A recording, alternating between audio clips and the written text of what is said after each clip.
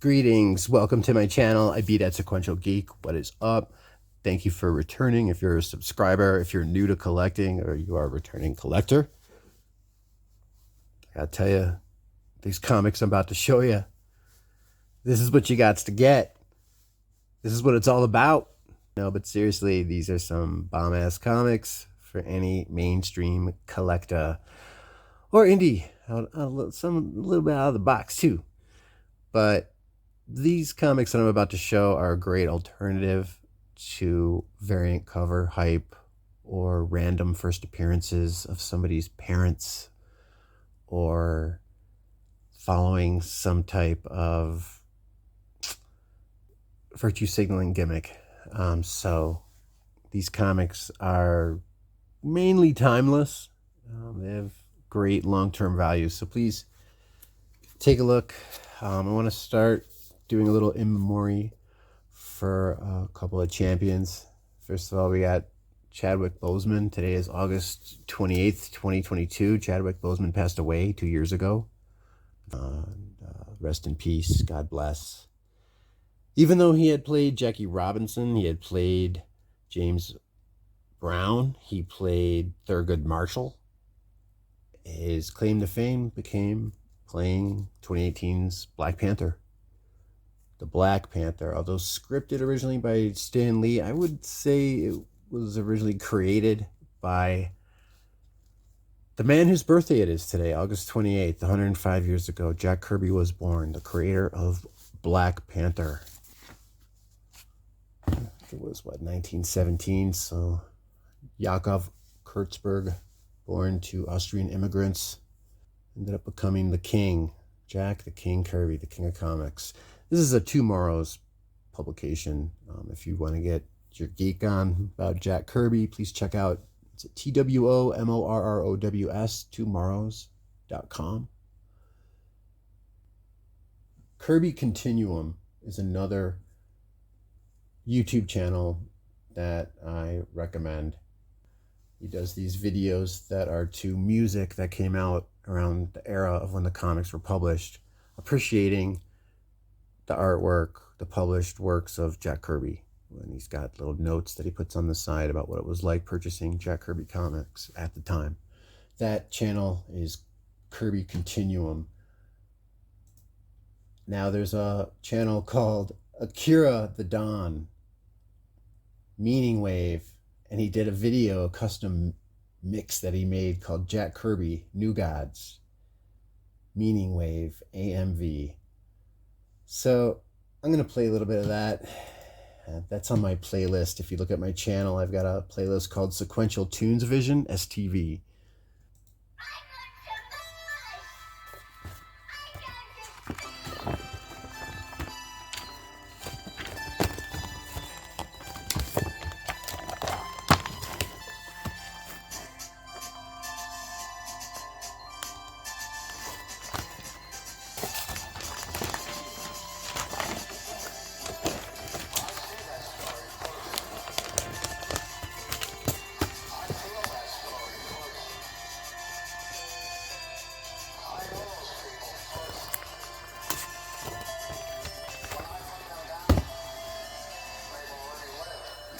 Jack Kirby fought in World War II. I think he was a ranger.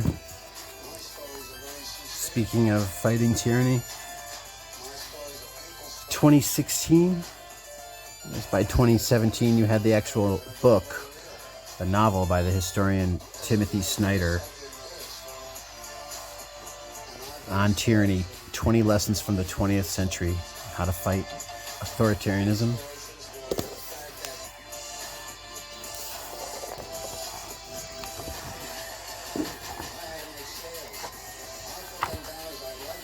Number 1, do not obey in advance. 2, defend institutions. Beware the one-party state. Number 4, take responsibility for the face of the world. Number 5, remember professional ethics. Number 6, be wary of paramilitaries. Number 7, be reflective. If you must be armed, be reflective. Number 8, stand out. Number 9, be kind to our language. Number 10, believe in truth.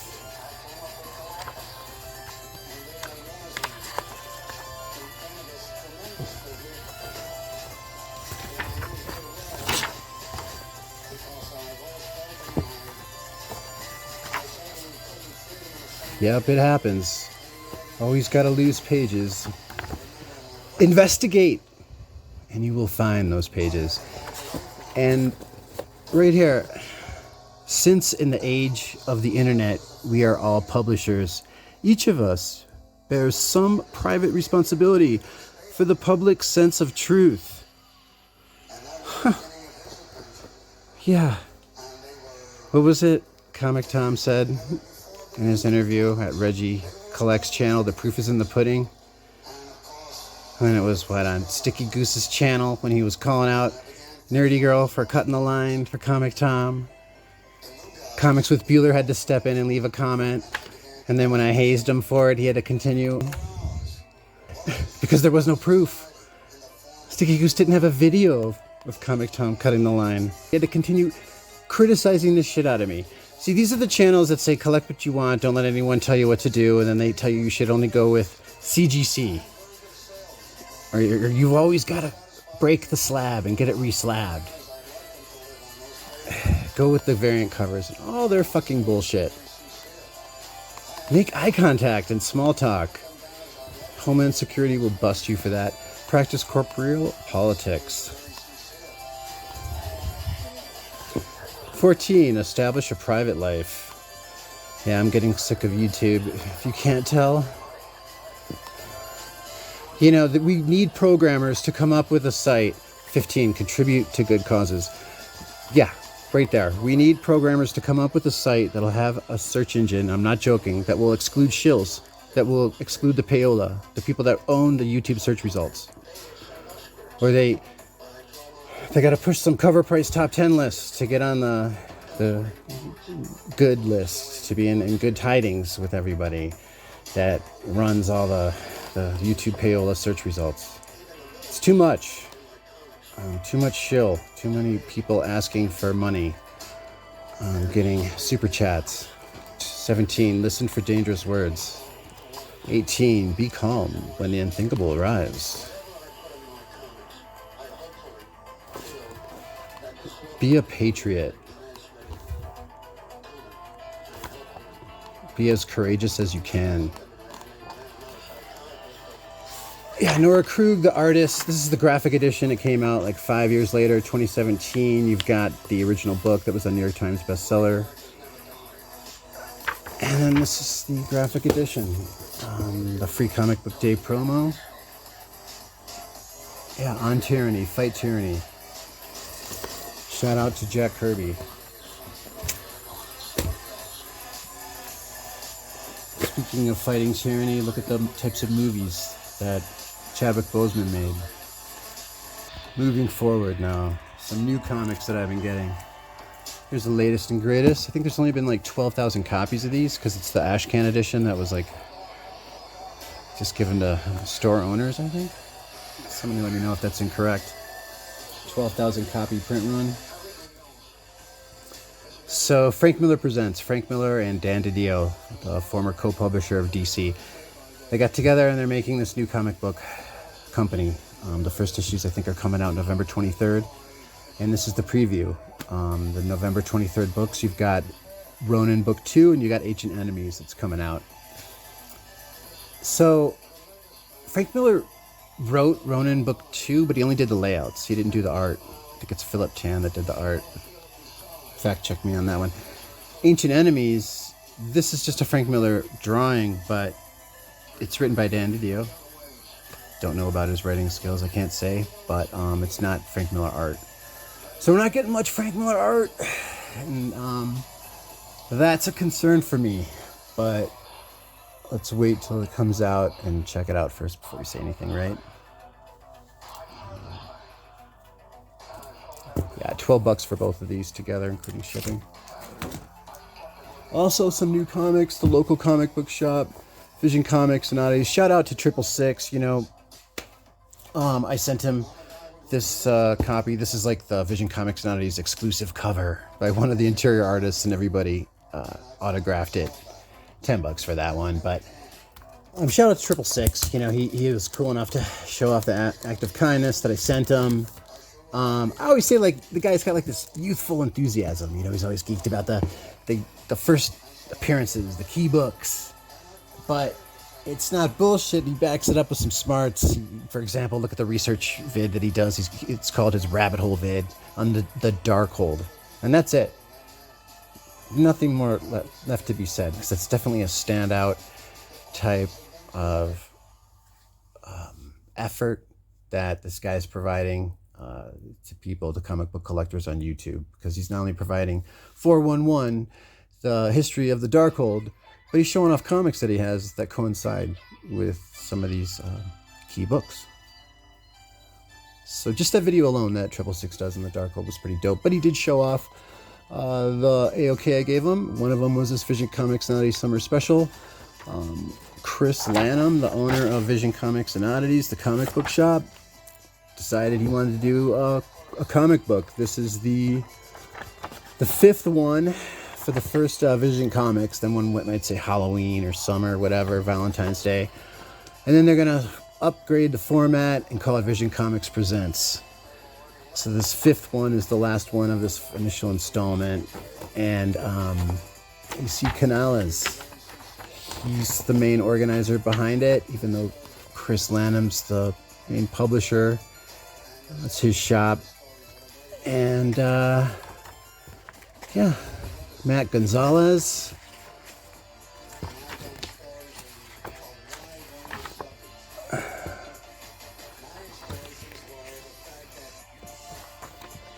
Doyle Daniels.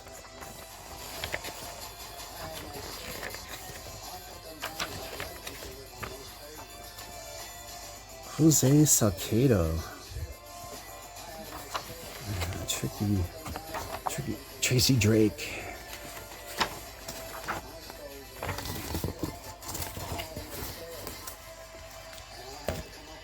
Also, in that act of kindness, I sent out 666. I gave him the biography, the hardcover biography that's by Tom Scioli about Jack Kirby, and that's published also by 10 Speed Press, the same publisher of this On Tyranny book, by historian Timothy Snyder. And then also Jack Kirby makes an appearance in the Shaky Kane book I sent him. Check it out. It's a great channel. Another new comic that I got is from April 2022, Amazing Spider-Man #1. This is the Mike Mayhew cover. $42. I do not normally condone variants, especially over $20. But I got an end of an era going on here with my collecting. I returned to the hobby for the third time in 2016. Got a handful of titles left on this list that I made, covering an 8.5 by 11 piece of paper. And those are my white whales. I don't know if I'll ever find those comics, but I saw this and I got it. And I found out later on, for the same price that I paid for this, you know, including shipping, you could actually get, I think from Mike Mayhew's website, you can get this autographed with his little Mike Mayhew cert. Something to keep an eye out for if you're that into it. I joined the bandwagon. I drank the Kool-Aid on a modern former Marvel comic book. This is Spider-Punk #2. The first appearance of the Spider-Punk version of Taskmaster. This is the Universe 138. And it's after the likeness of Misfits' Doyle Wolfgang von Frankenstein, guitarist. So this Taskmaster, instead of an S, he has a $sign in the spelling of his name. First appearance, first issue, which is worth, like, I don't know, anywhere from $75 to $200. The reason I got this is, sure, I can't I mean, I can afford it. I'm just not gonna. I don't want to spend that much on the first issue of Spider-Punk right now. I don't see it happening. I find that to be very overinflated price. But this second issue I just got for cover price, and the reason I got it, and the reason I would really, really, really want the first issue of this is because the covers are done by Takashi Okazaki, the creator of Afro Samurai. And the creators of the Spider-Punk version of Taskmaster are writer Corey Ziegler and artist Justin Masson. And that's from May 2022.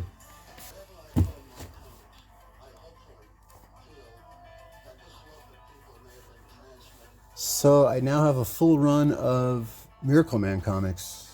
Didn't think that was going to happen. I thought I was just going to buy some key issues, so-called, personal key issues, whatever, collector issues, standout issues, and then ended up getting all the issues, issues 1 through 24. My past couple of vids, you're going to see breakdown that I gave for Miracleman. You got 3 main phases: the Mick Anglo phase, the publishers in England, when they were republishing Captain Marvel comics, Captain Marvel got lawyered to stop publishing because of the likeness of Superman by National Comics, DC Comics. So the people that were reprinting them, L. Miller and Sons in England in 1954, they needed a 25th issue. They couldn't get their 25th issue, so they didn't renumber. They just said, okay, 25th issue, we're going to have this guy Mick Anglo create somebody, some derivative character called Marvelman, which ran until 1963. And then Alan Moore retconned the stories to be memories that were fake memories in 1982. Alan Moore took those elements of the story that were created by Mick Anglo from the Golden Age, 54 to 63. That original run published in England.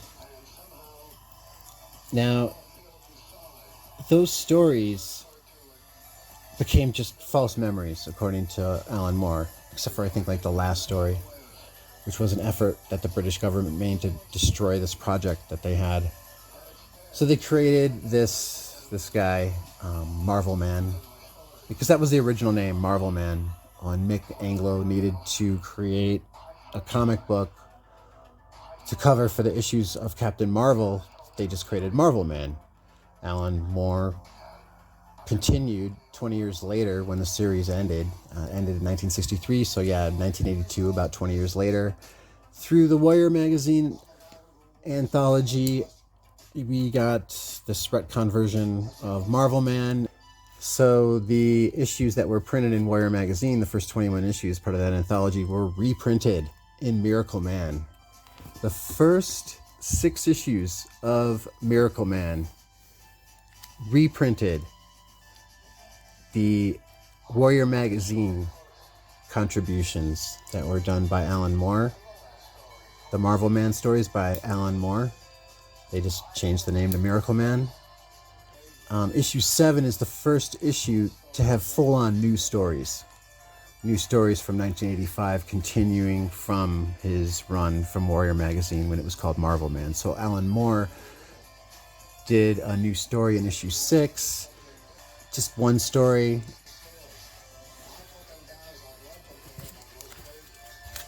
Issue number 8, I paid $10 for issues 7 and 8 and $47 for issue number 1. Issue 8, that's a Chuck Austin cover. And there's a letter in here from the editor, Catherine Yronwode. And Catherine Yronwode gives some reason why they didn't have Alan Moore stories in this issue. So for issue 8 of Miracleman, they reprinted the Golden Age Mick Anglo stories. I think it was from issue 25 to 370. That's how many issues Mick Anglo wrote from the original Marvelman story from the Golden Age. But in this issue, because it's called Miracleman, because of the copyright, they had to reprint it under the moniker Miracleman. Yeah. Issue number 9. Now this is the first cover done by John Tottleman. And the interiors are by Rick Veitch. Rick Veitch, he's known for doing Brat Pack, Max Immortal, King Hell comics. The Birth of Winter, first appearance of Miracle Baby.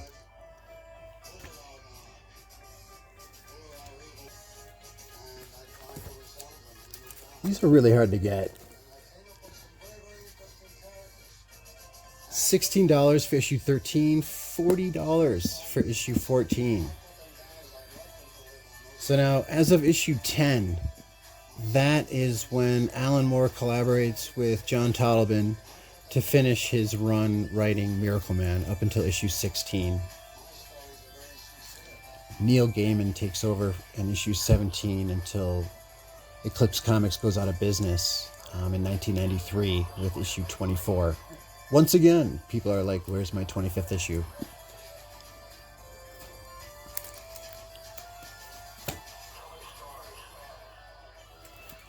Issue 14, by the way, came out in April of 1988. Issue 15 is November 1988. And issue 14, to sum up a lot of the background on Miracleman that I've been giving, there's some takes that you can have on the superhero. And one of them, an extreme take, was kind of like how the Hindu gods would use a human being as an avatar. So here we have this government creation. They created this body using this alien technology that when this person, Mike Moran, says the word atomic backwards, Komoda, which is from the original Mick Anglo storyline, he would appear, he would change and become Miracleman. Now that Miracleman body is in infraspace. It's created by this British government using this alien technology that they reverse engineered. And, well, it's this issue 14 where the human, Mike Moran, says Atomica, or Komoda, excuse me, the word atomic backwards. Because we're talking Mick Anglo, the Golden Age, the age of the nuclear bomb, the discovery of DNA, the age of the atom. Issue 14, it's when this human puts himself to sleep, puts himself to rest, he dies. He says the word Komoda one more time, and the actual creation that is Miracleman takes over, and Mike Moran dies. Why that occurs, what the meaning of that is, I'm not sure. I'm not fond of that idea of this person just giving themselves up like that. I don't understand why this Miracleman storyline doesn't have him separate himself. But the man separates himself from the god by dying, essentially, in this issue 14. Issue 15 is this all-out crazy battle. This is extremely expensive comic book to get in near mint condition. This issue 15 is a $139 book, and I am crazy for getting it. I know that. Like I said, it's the last story arc that Alan Moore did on Miracleman with John Tottleman. It's legendary because you have the Avatar concept with that extreme example of a superhero, but then you also have this crazy fight that goes on with Miracleman. He fights Kid Miracleman, one of the other creations from this British government, this secret, almost like you could say a super soldier project that they had. Anyway, he had lost all his memories for whatever reason. I can get into. The British government tried to destroy him and Kid Miracleman, detonating a nuclear bomb. He eventually finds this out, but in the meantime, you've got this one guy who did not lose his memories. He did not go back to his human form, forgetting who he is. This guy stayed in his superhuman form. Kid Miracleman became evil, and they have this incredibly crazy battle, destroying buildings, people being slaughtered left and right in the wake of this battle. Long story short, Miracleman wins, kills Kid Miracleman, has him end up saying the expression he used to say, Marvelman, to send him back to his human form, which is a kid, unlike Marvelman, whose human form is an adult. And then he kills the boy, snaps his neck. The following storyline with issue 17 and onward, when Neil Gaiman takes over, and I think the following issue too with this is another example of the extreme take of a superhero when they pretty much take over the entire world and try to make everything as utopian as possible. Very extreme examples of how a superhero, like a Superman level superhero, can turn out. It's basically the 1980s version of Miracleman, started off by Alan Moore, finished off by Neil Gaiman. Neil Gaiman and Mark Buckingham, they are going to be continuing this saga. So the fourth age of Miracleman, you could say, the first one was Mick Anglo, the second one was Alan Moore, the third one was in '85 under Eclipse, when Marvelman had to be called Miracleman, and Neil Gaiman finished off the run. And then now the next stage, you could say, would be now after Disney bought the rights to Miracleman. Todd McFarlane had him for a minute when he bought Eclipse Comics, and then in around 2014, Disney/Marvel, or was it 2013, they got the rights to Miracleman, and then in 2014 they reprinted all the Alan Moore stories, issues 1 through 16, and then they reprinted the Neil Gaiman stories. This is Dave McKean doing these covers. Issue 18, 19, 20, it finishes my Miracleman run. Dave McKean covers, like I said, with Mark Buckingham doing the interiors. But yeah, so Neil Gaiman's going to be collaborating with Mark Buckingham, at least on doing that issue 25, concluding his story on this godlike superhero. So we got Mick Anglo reprints in issue 15, as well as in issue number 8. And that's issue 9, as well as in issue number 8.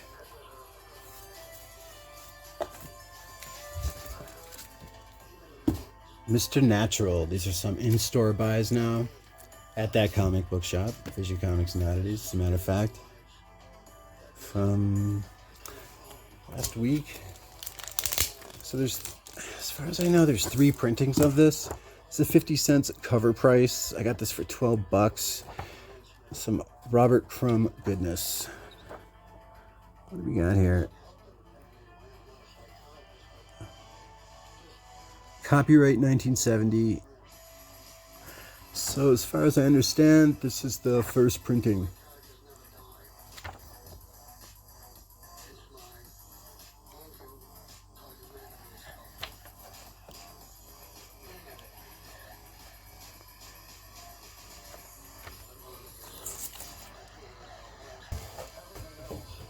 So me also being a Robert Crumb fan, I got this first printing. This is the 3rd volume of the complete Crumb, and it's really hard to get in VF Plus condition. And I got it. I just wanted to get a first printing of the first 4 of these. There's a shitload of these. Especially when you look on the back, with trying to avoid finding scuff marks on that black. And it just gives a little expose on each issue, documenting all the drawings that Robert Crumb did throughout his life, from childhood on. Marvel Spotlight 13. Got this for $8. This is the second appearance of the Son of Satan. It's the first appearance of Victoria Hellstrom, his mother. and the location Fire Lake, where he was born. Son of Satan takes on Satan, the devil, in Marvel Spotlight, issue number 13. January 1974 cover date, John Romita cover, and that story is by Gary Friedrich with Herb Trimpe doing the interior art. Found this gem for $5. I'm a big Cloak and Dagger fan. Nice VF copy. Bill Mantlo doing the writing with Rick Leonardi art, cover and interiors. You got Tyrone Johnson and Tandy Bowen. Cloak and Dagger out of 1983. Yo, these next two I would say are meant for each other. I got these two in the dollar bin. Couple of dollar bin buys. I mean, just look at these two guys. They remind me of like what you would call outlaw comics. This is more of like a noirish detective story. Mrs. Tree, issue number 21. And that is out of September 1985 cover date. Terry Beattie cover from Renegade Press. And Renegade Press, they only ran from 1985 to 1989. 85 to 89. Oh, 80s. Limited edition. Just thought that was a cool cover. And now we got Shattered Earth. When I first saw this artwork, especially with the shading, it reminded me of Charles Burns, but it's not. It's Eternity Comics, X-Mutants Universe Anthology. Just a cool little outlaw comics looking cover. August 1989 is the actual cover date, but that illustration here says 88 by Jim Somerville. Grips number 4 finishes off my 4-issue limited series run from the original Grips run. Chris Silver, this is his imprint, Silver Wolf. So he collaborated with Tim Vigil. And I got here Tim Vigil's autograph. What did I pay for this? $30. And includes shipping. So Silver Wolf Comics, that particular label, also only ran in the 80s from 1986 to 87. Greater Mercury Comics, I believe, is the company that bought Silver Wolf. And then they restarted Grips. So if you see a Grips that isn't by Tim Vigil, that doesn't have Tim Vigil as the artwork, that's the second volume of Grips from Greater Mercury Press. That Greater Mercury Comics was from 89 to 92 without Tim Vigil, because Tim Vigil went on to collaborate with David Quinn to do Faust. This is a precursor to Faust. This takes place in Sacramento, I think. And it's just this guy who, when he goes into these rages, it's almost like a berserker rage, becomes like super powerful. And instead of 2 blades like Faust, this guy's got 1. This dude's like this crazy comic book artist. He does this comic book called Fat Ninjas, which also is its own comic published by Silver Wolf Press. Dark vigilante comic. And then you've got Faust, who that's the one that comes back from the dead. Faust is the one that comes back from hell. Kind of more of a precursor to Spawn. Anyway, Grips issue number 4. I got issue 3 autographed. I got in a comic book shop, and this one I got online. It has a little store certification. So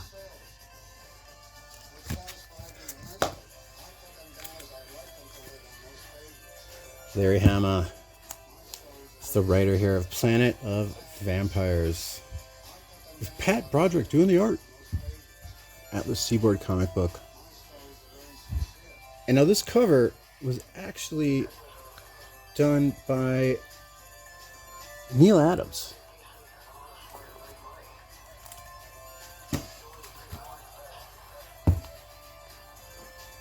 A young Dracula, Prayer of the Vampire.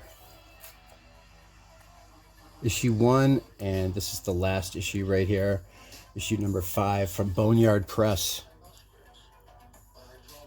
It's Gary Francis. It's the writer and illustrator with inks by David Hutchinson. Let's take a look at this real quick.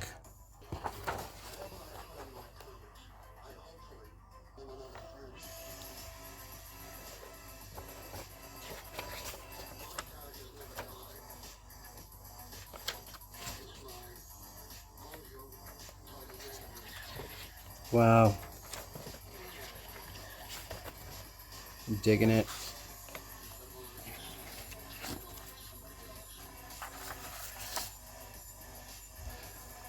A lot of this is almost just like pinup artwork. We got some sequential here too, though.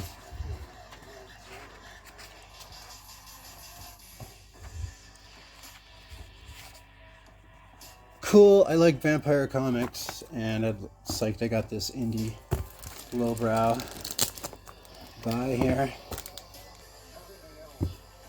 January 1996 for issue number 1. Boneyard Press. Shout out to PghZombie. He showed this off. I ended up getting recently, I think it was in my last haul. I showed the Monster Massacre special that came out in 1993. This one is actually cover dated December 1992, just came out before it. Also Simon Beasley cover. The other one that came out after this in 93 is more of a painting. I think he's like fighting like this Black Panther in the snow, some warrior dude, but I got this because it's got some James O'Barr artwork in it, and I like O'Barr, so here he is. Here's the work.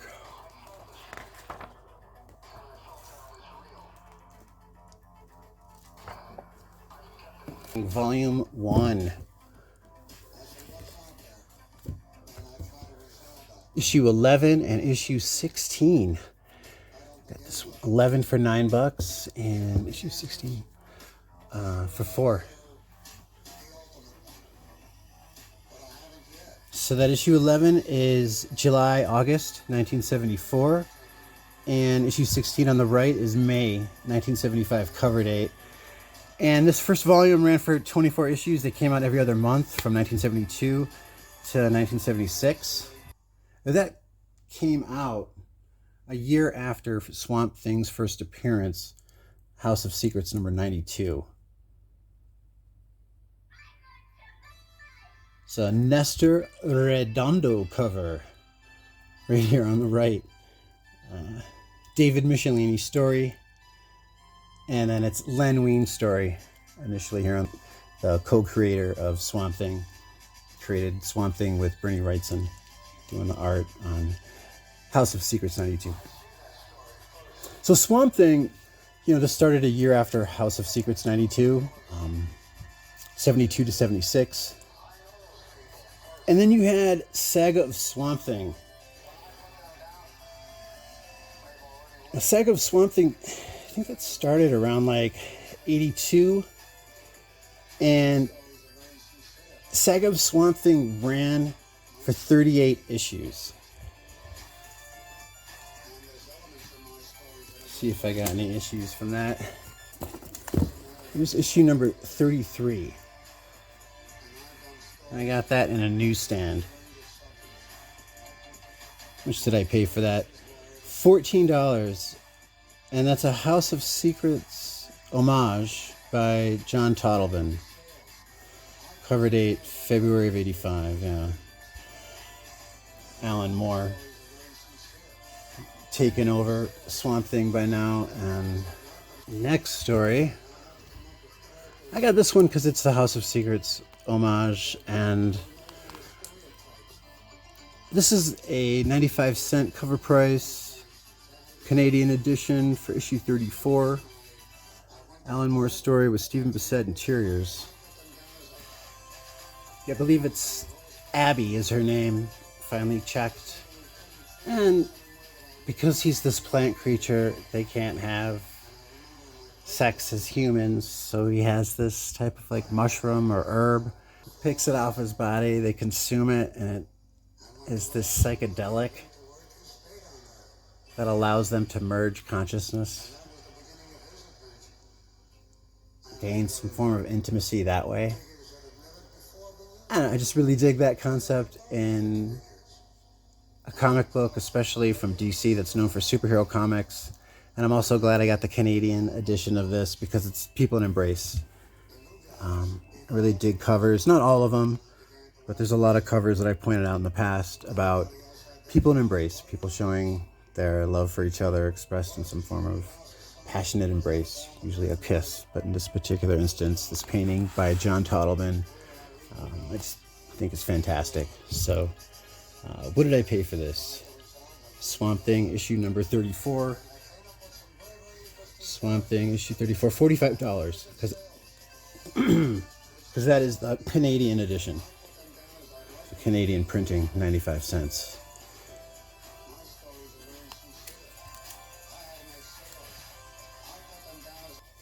Swamp Thing issue number 54.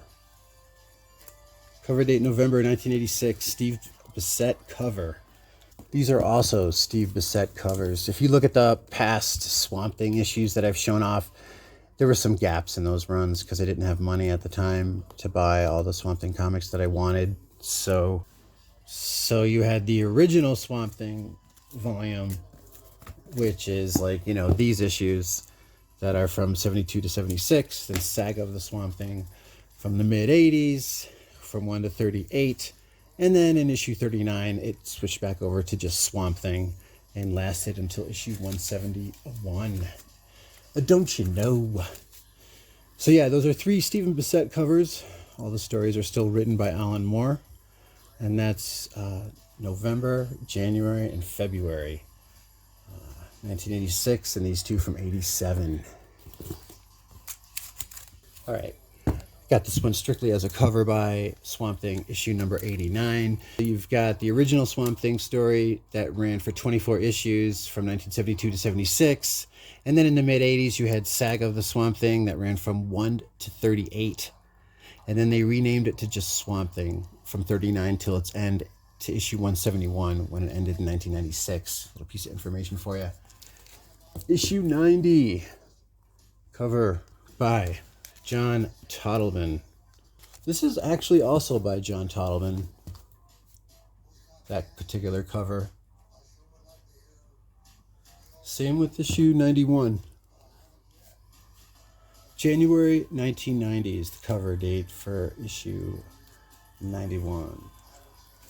Another lovely cover from a brand typically known for superheroes.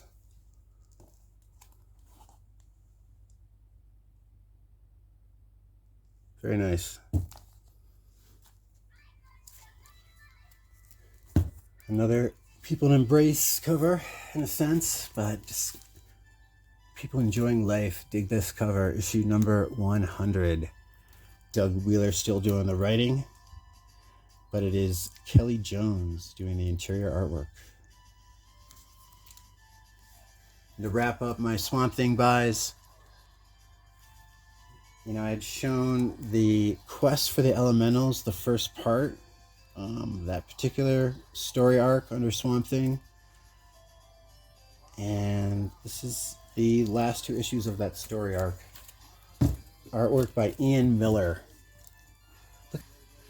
Yeah, Ian Miller just did the covers. He's done some recent work under Alterna Comics label for Legend of Log. Legends of Log is an anthology. Bunch of short stories. Wow, look at this. So yeah, these are part of the Quest for the Elementals story arc. Issue 108, and here's issue 109, the last part of that story.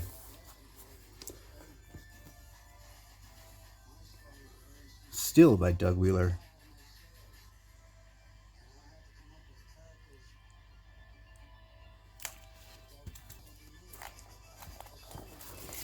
All right, Bitterroot, issue number 1. I think it was Dennis Cohen's cover that I showed off. There's also the original cover A by the interior artist Green. That one is really hard to get. The virgin cover of that's really hard to get. I got the B cover here. This is by Mike Mignola. I've always wanted this one, but it was just difficult to find one that was affordable. Well, this one's $62. That includes shipping. So we've got the option for a movie. This one I have faith on. I don't find this to be a superficial, like hollow foil type of hype. That's what the option for a movie expression pretty much is these days. It's like the hollow foil cover of the early 21st century. So Regina King is set to direct and co-produce Bitterroot as a movie. This 1920s family out of Harlem fighting ghosts, essentially. Yeah, I think this is a smart buy, and if you're into being a collector, a key collector, if you're into collecting Mike Mignola artwork, do your research on Bitterroot. Let me know what you think. Because as you can tell, by the way, I'm collecting this because of Mike Mignola and the fact that Regina King is set to direct this. I haven't read this. I'm going off of reviews and speculative investment. So yes, I don't read everything I buy. It's not a sin to just buy something because you think it's cool, or you want to collect something because you think it might pop because of a movie. It's just that when all the channels on YouTube are based off of that bullshit, if it's only that, it gets to be a little bit too much bullshit. Yeah, when YouTube channels take over the search results and they're all just about key books and first appearances, yeah, sure, then it becomes bullshit. No, I didn't read Bitterroot yet.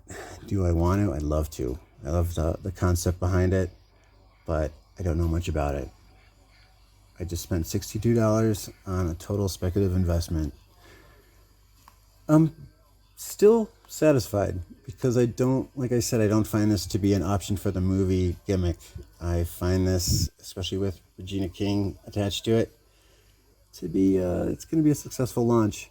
It is, though, under Image, which is becoming an option for a movie type of imprint. Image is sort of like, you don't really make comics at Image. You make things that you want to get live streamed or turn into a movie, or have some type of mass amounts of merchandise based off of an animation type of project. So get a little suspect with Image, but Bitterroot still seems like a solid buy coming out of Image. But then again, you know, Santa Takata and Marjorie Liu, Monstrous, that was optioned. Supposed to be on HBO. Haven't seen much of that. So, is this going to be $62 down the drain for something that will never get developed and turn into a $10 book, $20 book? I still doubt it. And I still think that something like this, you got a family fighting ghosts. Okay, it's a period piece. It's in the 1920s, 100 years ago. Hell, you could make a spin-off show with that. Same thing with Black Hammer. But that's by Dark Horse, and I digress. Going off on major speculative tangents. So leave some comments. Let me know what you think. Leave some comments below. Thanks. Let me know if you think that I'm full of it on that speculative take for Bitterroot. More first appearances. Alpha Flight. These are my second copies. That's why I got this. I wanted to get doubles of this. $120. This one was $249 after shipping, all said and done. Yup. Both newsstand. Both are... This one is in a lot better condition than this. This is the first full appearance. This is the cameo. Chris Claremont doing the script with John Byrne plots and artwork. That's a David Cockrum cover. All right, before I cover some more first appearances, I just wanted to go over a little bit more. Some X-Men comics. Some buys I got. Some more Claremont John Byrne. It's X-Men 125 for $60. It's a VF copy. Maybe it's a VF minus.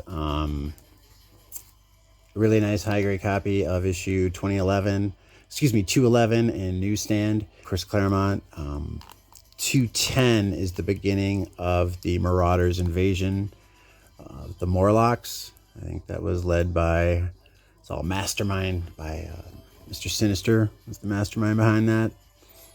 I think, 10 issues from this is going to be the first appearance of Mr. Sinister. Around 221, something like that.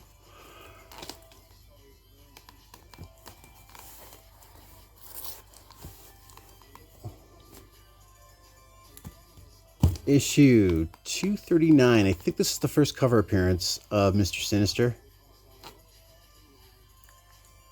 Now, this issue 125, just wanted to note some interesting pieces of information. Magda Eisenhardt's character is briefly mentioned for the first time as Magneto's later wife. This information, together with that published in August 1979, a month earlier, pages 2 through 3 in the Avengers, number 186, infers that Magneto is, in fact, the natural father of Wanda and Pietro Maximoff. Alright, so it's actually page 11, and he's talking about Magda and referencing how he had known her when he thought he was only human. That's what it's referencing, at least. David Cockrum cover for that September 1975 cover date. Uncanny X-Men 125. It's a David Cockrum cover, just as with Uncanny X-Men 120 and 121. First appearance of Alpha Flight. Alright, next up I got in store, Masters of the Universe, issue 20. This is the 00131, right? So that's cover C. That's what that 3 is. The very last one on the far right is the printing. Issue 1, cover C. It's got the gold font. So, you know, when this came out, shit, what year was that? November 2002 is the cover date. Wow, I didn't know it was that long ago. Because Image has been doing this gold font title for a damn while. They haven't done it a lot lately, but you know, they did it with Extremity and Motor Crush and a bunch of other titles that came out at that same time, and it was just another money grab. Image has some great stories, but a lot of it is like soon to be optioned for a movie. They're not really meant to be comics, and then they follow it up with a bunch of gimmicks like shiny font or some variant BS. It's too much shill on YouTube, too much BS from the big two and Image. I got this because of the cover buy. I didn't know that it was going to get zinged with this price tag, but it's the one Masters of Universe comic that I got since their first appearance in the 80s. I think I also have that Brave and the Bold one with Superman and He-Man. So yeah, I bought a Masters of the Universe comic. Why did I get this? I saw the gold font and I just thought long-term collectible, because even though it's under the Image label, which means it's, you know, the print run isn't going to last, but it's iconic. This Norum is the artist that did this painting. I just find this to be a timeless Image. Regardless of even if they modernize these heroes or they change them like that stupid Kevin Smith animation show, something like this will always last. So that's why I decided to pay the premium for $20. It's a one-off as a collector as well. Check this out. This seller on eBay had this run of Ultimates Comics newsstand. Volume 2. If you know me, I'm big on NuMarvel, the unofficial name for this era, 2000, 2004, give or take a year. Volume 1 and 2 of the Ultimates by writer Mark Millar, artist Brian Hitch.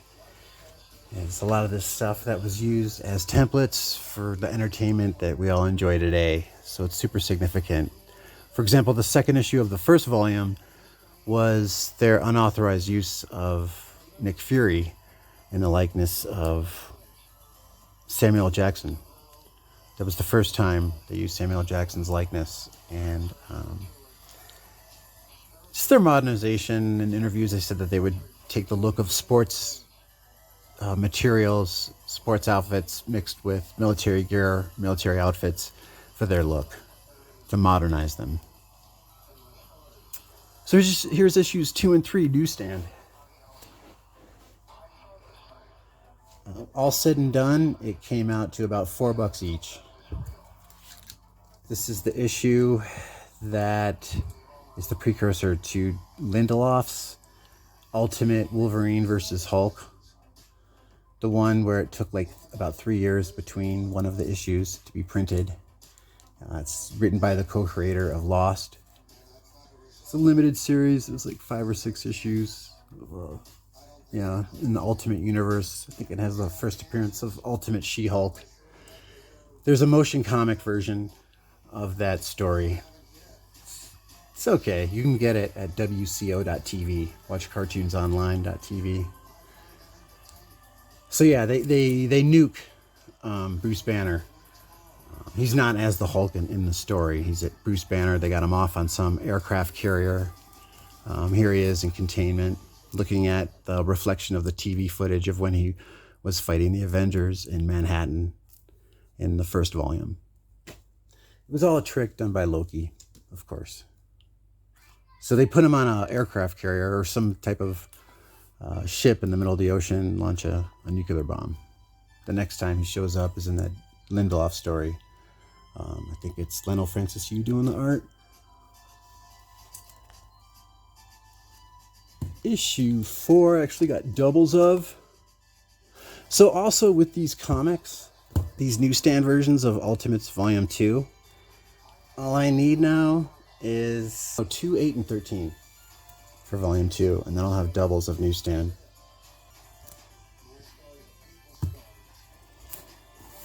Number 6, first appearance of Ultimate Defenders. This is the story arc where they were calling Thor crazy and they're trying to take him down, which was used in the first Thor movie when they were blowing him off as being nuts. Issue 9, 10, 11, and now issue 12, FYI, a lot of the newsstands with issue 12, be aware that the barcode for the newsstand is on the back. Well, sometimes the newsstand will be on the back is my point.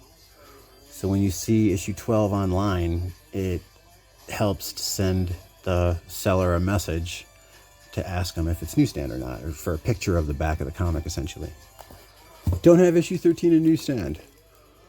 I do have issue 13. Volume 1 and 2 ran for 13 issues. I do have issue 13 in newsstand for the first volume, but man, finding issue 13, the last issue of Volume 2, it's my favorite story run. One of them by Mark Millar. It's the Ultimates Volume 1 and 2 as far as a superhero story run, because it got me back into comics. It was this modernization, 21st century version of the Avengers that I thought was done very successful. Check it out. NuMarvel. Avengers The Initiative Reptile, first appearance. I finally broke down and got it. Even though I think it's Marvel Superhero Squad, Hero Up, the one-shot. I got that newsstand here. It's my second newsstand copy and my third newsstand copy. The Marvel Superhero Squad. I think the Marvel Superhero Squad, it ran for 2 seasons, and then so did Earth's Mightiest Heroes. Avengers Earth's Mightiest Heroes. Both of those ran for two seasons, and I think those were pre-Disney buyout. They might have came out in 2009, but I think they were developed before they got the buyout. This Superhero Squad animation had Stan Lee doing the voice of the mayor of Superhero Squad City, whatever it's called.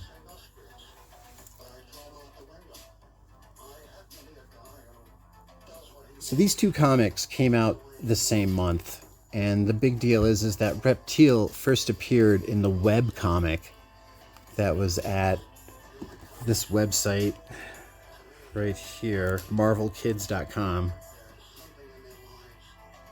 marvelkids.com. So this one shot, you want to look for Hero Up, and in the newsstand edition we'll have superheroes and villains on the cover. There is a direct edition A and B cover, one with just superheroes, one with just villains, And then you have the third cover, the newsstand, which is both.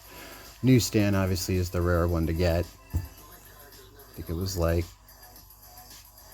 5% newsstand around the year 2010.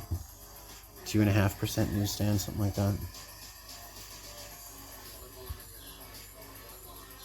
So you had the webcomic that had Reptile on it, and then the same month that this one-shot came out, Avengers Initiative, Reptile came out.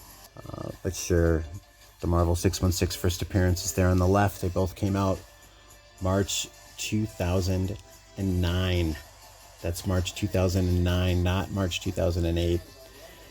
Marvel Superhero Squad one-shot preceded then. You had a 4-issue limited series for their first volume and a 12-issue limited series for a second volume. They both came out when each season of the Superhero Squad cartoon came out in 2009 and 2010. Humberto Ramos cover.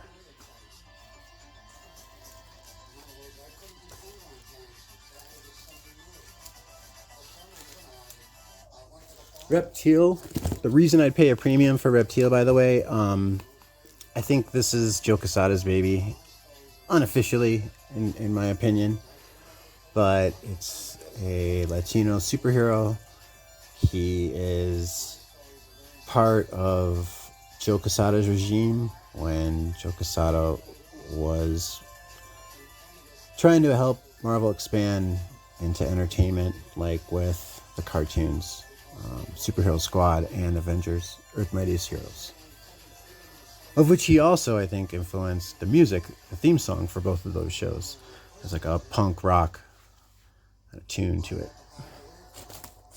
So that's why I have faith in Avengers, this Reptile character. Even though Quesada's no longer with Marvel anymore, I think that this is one of the characters that also is not being portrayed as woke. So that is another long-term advantage of Reptile.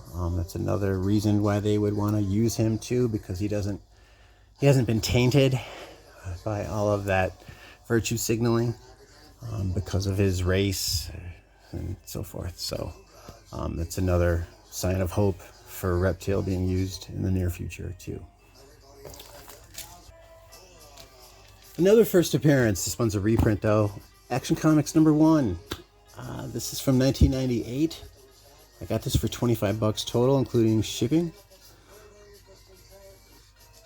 As you can see, I was born in Cleveland, so I thought this was really cool. But as you can see, there's a stamp from the post office. So this Action Comics #1 reprint, originally out of 1938, the first superhero.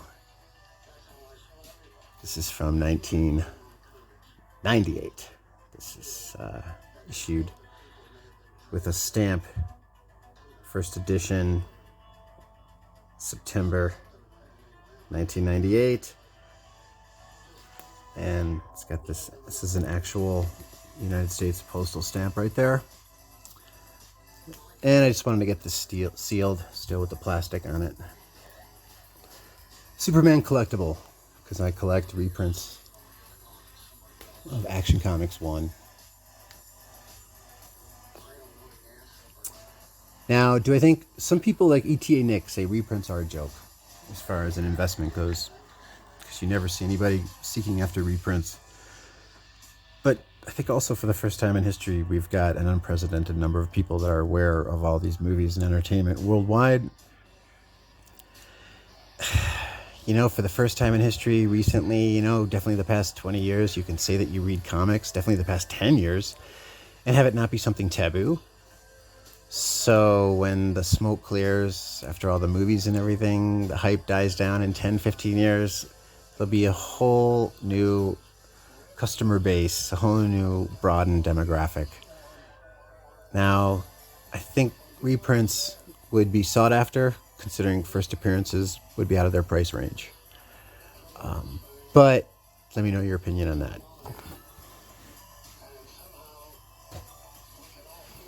First appearance of Stick in Direct. First appearance of Stick in Newsstand. You know, I was looking back on my Daredevil keys that I've gotten during the Frank Miller run. I don't have Frank Miller's first issue on Daredevil, but I do have doubles of the first appearance of Elektra 168. I just wanted to add to my doubles of Frank Miller keys that I would say. It's the first appearance of Stick, 1981. That direct edition I paid $44 for, and the newsstand I paid $35 for. Art and story by Frank Miller.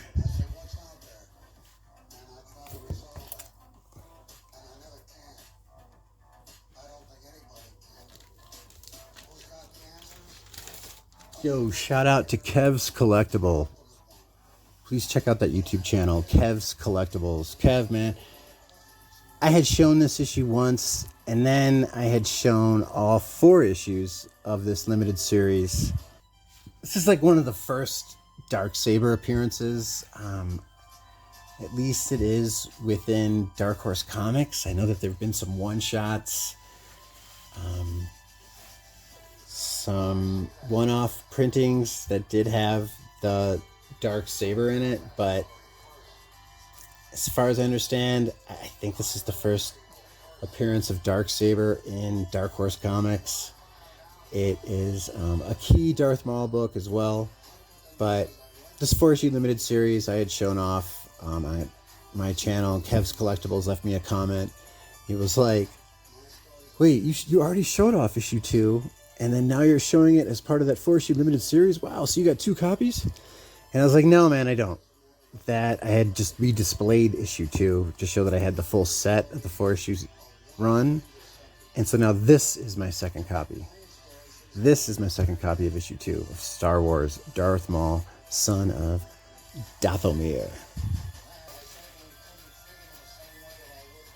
Finally got the 9/11 Report graphic adaptation by Sid Jacobson. He was a writer and editor for Star Comics, also Harvey Comics before that, but you might know Star Comics from, it's like an imprint from Marvel Comics in the 80s. Sid Jacobson. Art by Ernie Colon.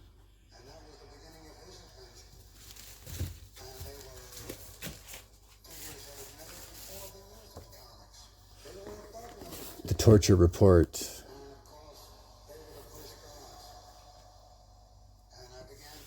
Another graphic adaptation by Sid Jacobson and Ernie Colon. I've got another 9/11 comic that's in this format.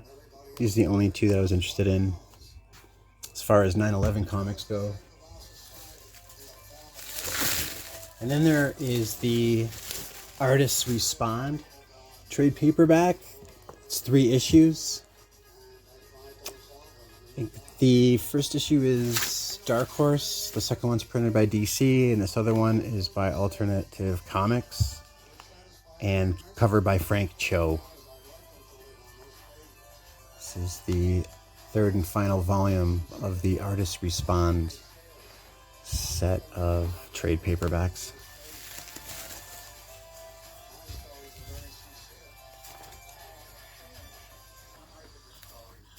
November 36 newsstand edition.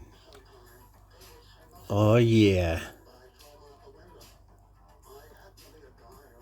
I'm not taking it out of the bag. I've got a 9/6 of this, a newsstand CGC Blue label. I mean, just the spine on this baby. For a newsstand, this black. Do you see any flaws there? I mean, that spine is not bad, yo. So yeah, it's $105 total, including shipping.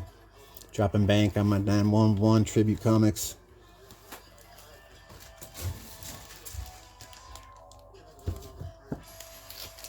Oh, and I got some more bank I dropped. $410. I showed off my run of Secret Wars, and I did not include issue number 8. That's right. Marvel Superheroes Secret Wars, issue number 8, cover date December 1984, written by Jim Shooter. Art by Mike Seck. This is the original artwork for this. Just sold for huge numbers on Heritage. Let me look it up.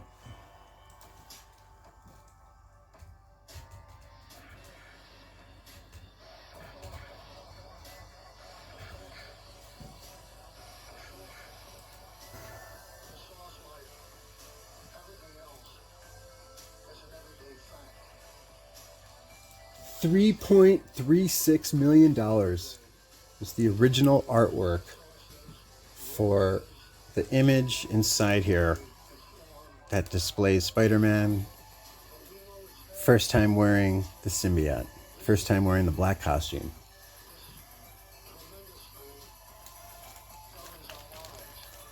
$410, 9.6 CGC blue label, newsstand.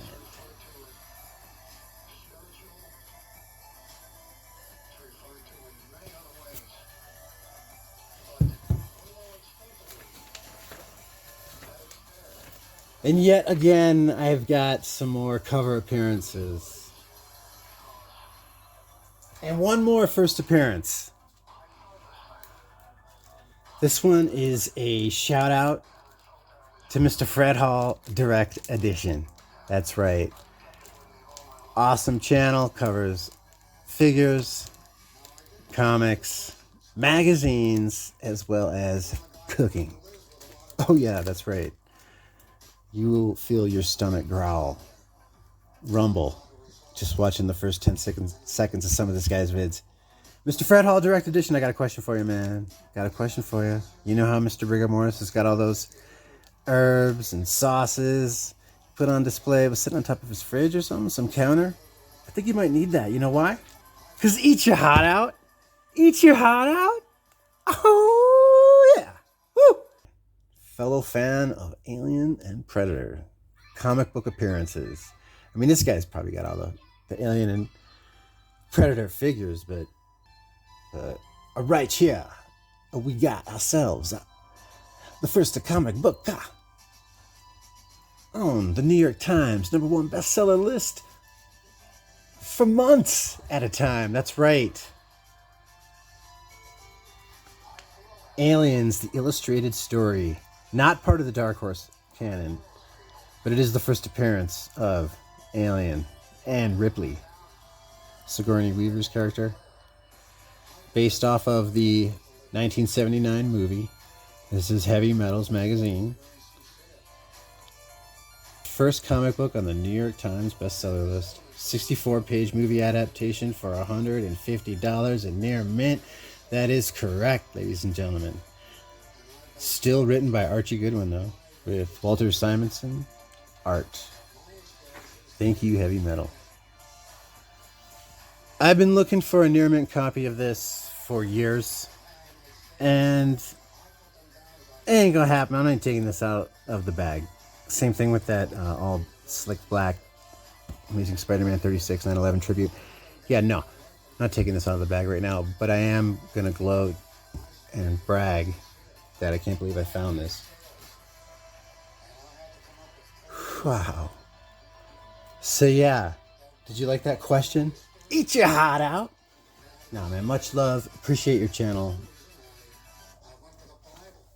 As I mean, who isn't an Alien Predator fan, really? I just figured Mr. Fred Hall would totally dig this particular buy right here.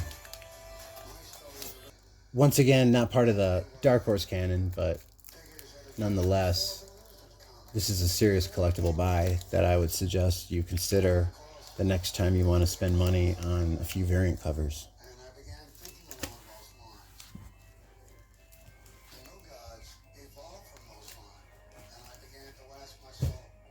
Oh yeah, one more thing. Fred Hall, Direct Edition. You'd like magazines, so bam!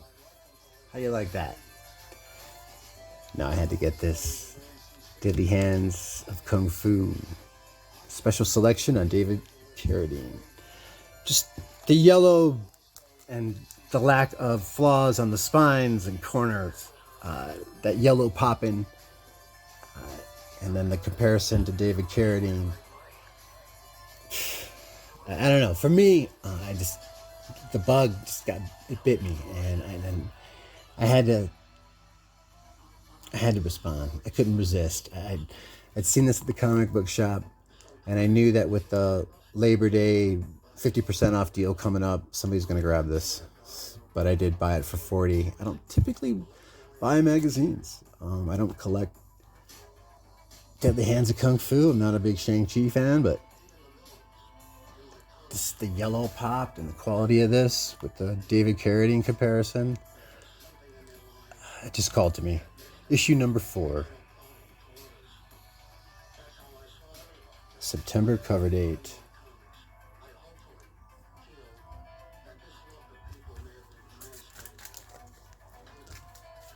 All right, me and James O'Barr artwork. I'm always collecting.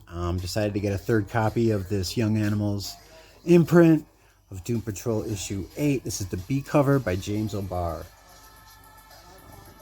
James O'Barr has been doing, like I said before, like a painting for a cover, like once a year almost, like Wizard World Louisville sketch edition for The Walking Dead issue 1. He did a cover, a sketch edition in a color for 2015. 2017, he did this Doom Patrol issue number 8. Gideon Falls number 9, he did in 2018, the cover for that. He also did the Lady Death cover. Wow, look at how this people package this. That's what happens when you put the tape directly up against the bag. Yeah. So, certificate of authenticity, Brian Pulido, creator, writer of Lady Death. This is the Coffin Comics one-shot, All Hallows Eve, Lady Death comic book from 2019. Excuse me. That's when it was published, painted in 2018. James O'Barr also did Philadelphia issue 16 out of 2021 and the West of Sundown Retailer Incentive 2022. There's the autograph. You can see that.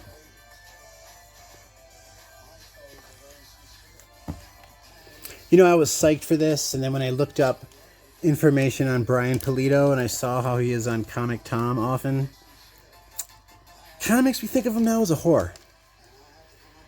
Yeah, so at least I got a Lady Death cover, though, by James O'Barr.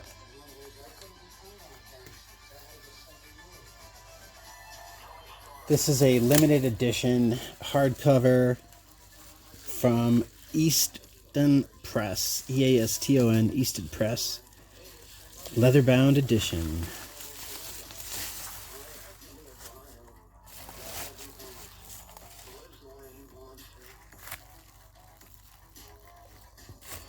I thought I had a copy of every Crow cover done by James O'Barr. I do now.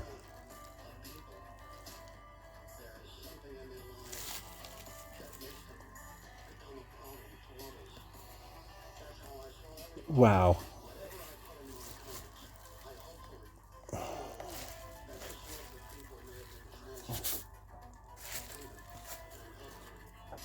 Hand-signed signature, 2017.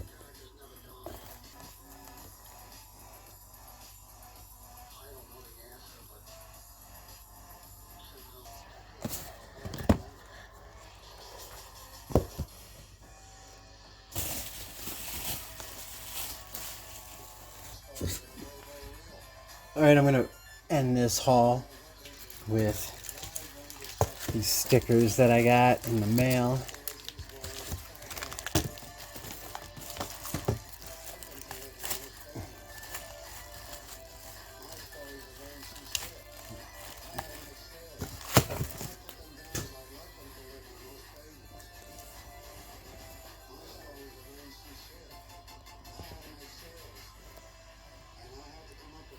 You know, James O'Barr will whore himself out to autograph anything as long as you got the money. And I showed up to the Monroe Comic Book Festival, whatever the fuck, in 2019. at like 1:30, so he wouldn't even talk to me.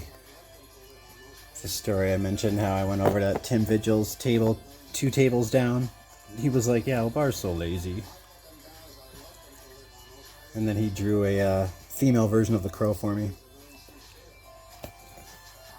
That is in a past haul, that image, that drawing that I got from Tim Vigil. It was fucking cool as shit that he did that. I mean, it was for $60, but...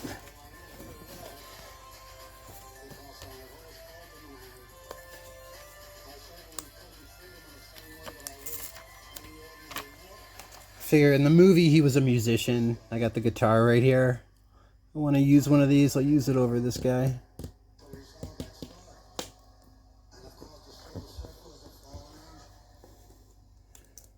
Do the one with the crow.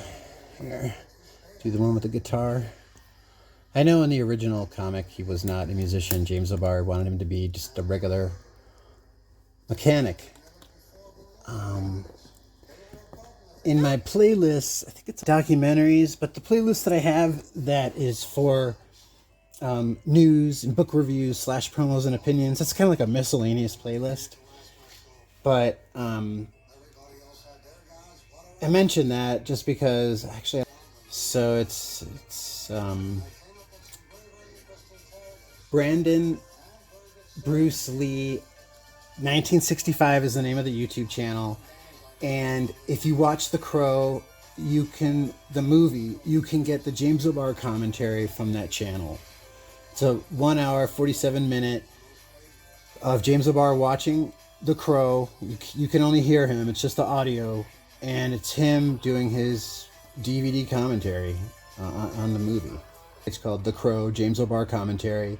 And you could watch The Crow, the movie, while listening to this commentary. It's, I don't know, James O'Barr wasn't allowed to do a commentary on the DVD maybe, but this is his official commentary for the Crow movie at Brandon Bruce Lee 1965 YouTube channel.